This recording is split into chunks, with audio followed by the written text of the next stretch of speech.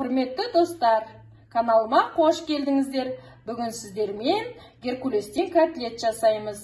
Котлеттің дайындалуы өте оңай әрі жеңіл. Геркулестен котлетті жасау үшін керекті заттарымыз. Мұнда геркулес, бір кесе геркулес керек. Көк пияз.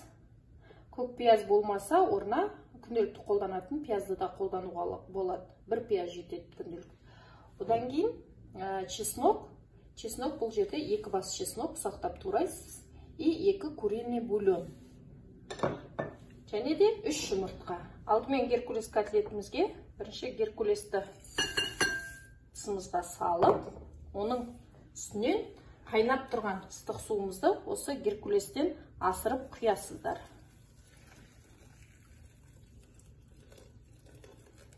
Геркулесіміз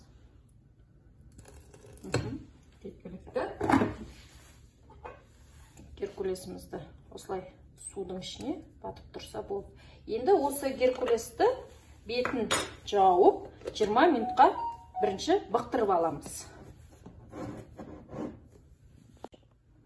Достар, міне енді геркулесіміздің қақпағын ашып көрейік. Геркулесіміз бұқтырылып дайын болды. Енді осы геркулесіміздің ішіне заттарымызды сала бастаймыз. Көк пияз салайық. Туралған чесногымызды саламыз.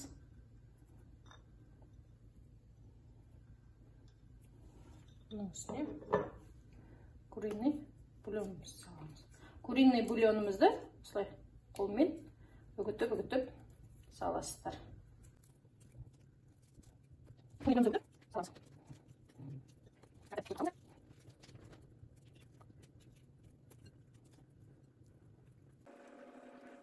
Үгіттік.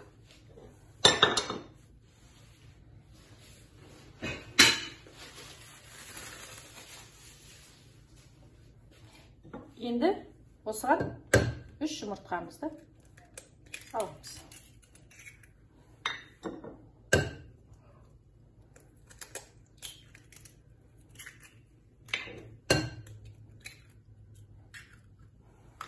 Жұмыртқамызды салып, араластыра бастаймыз.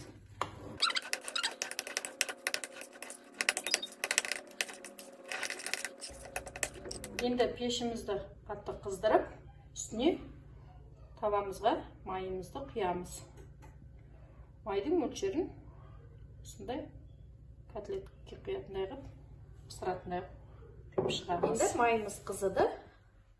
Енді котлетімізді пісіре бастаймыз.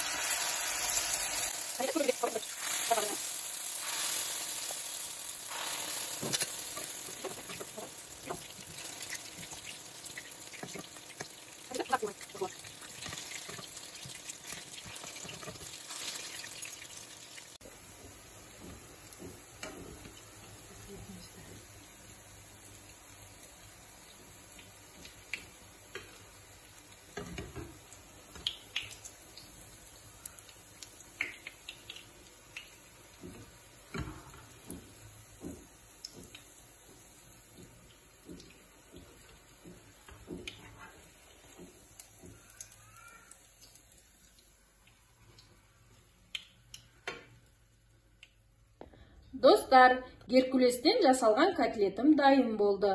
Котлеттің рецебі ұнап жатса, менің каналыма тіркеліп, лайк басып, пікір қалдырып кетіңіздер. Сау болыңыздар.